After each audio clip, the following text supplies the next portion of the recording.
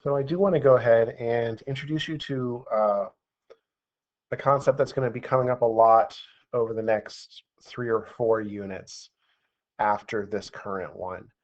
But it's nice to start getting it into our heads and doing some practice on it so it's easier come the next unit. And it's the idea of functions that have the same derivative. So if I look at all these different functions I have in the table, and I take their derivatives, well, derivative of x squared is 2x. This is also 2x. This is 2x. This is 2x. And even this is 2x.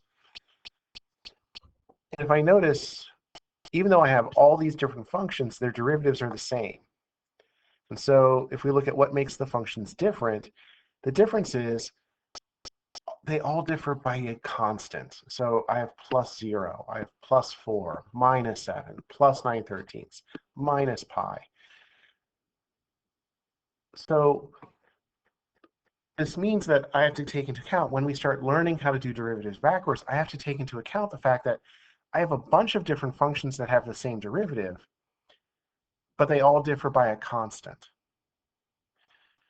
So to do this, when we take the function backwards, we're going to call that an antiderivative.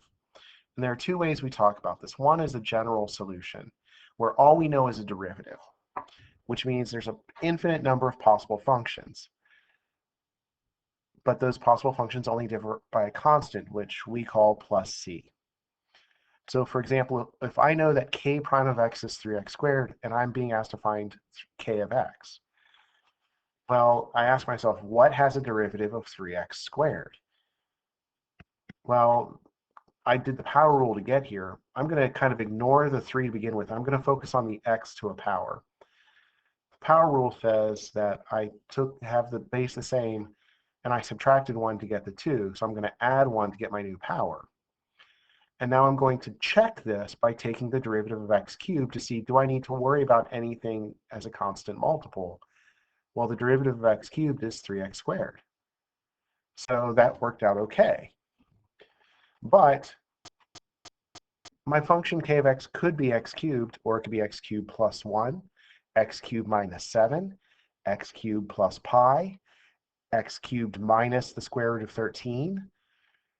I have an infinite number of possibilities. So we have that constant that's being added on that we don't know what the constant is. So if I'm working on a general solution, I put plus c. And what this means is that if all I know is the derivative is 3x squared, the function is going to be x cubed plus some constant. I just don't know what the constant is yet.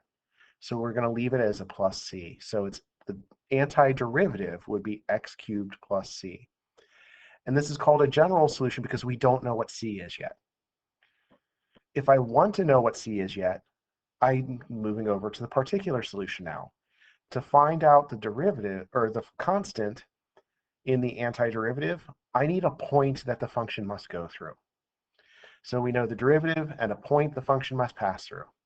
The way we do this is we find the general solution, then we plug the point into the general solution to find out plus c, and then write the particular solution, which is my function, but with the solved value for the constant. So an example of this is my k prime is equal to 3x squared, and then I tell you that k of x goes through the point 1, 5. So to do this, I already know my general solution. Oops. Sorry. K of x is x cubed plus c, and I can double check that. Derivative of x cubed is 3x squared. Derivative of a constant is 0. So yeah, that checks out. But now I want to plug 1, 5 in for the x in the function. So 5 is equal to 1 cubed plus c. Well, 1 cubed is 1. So subtract that from 5. I get that c is 4. So I now know what the constant is. So I can go ahead and from this say that my particular solution is that k of x is equal to the x cubed, and then my c I just found is plus 4. And this is my particular solution.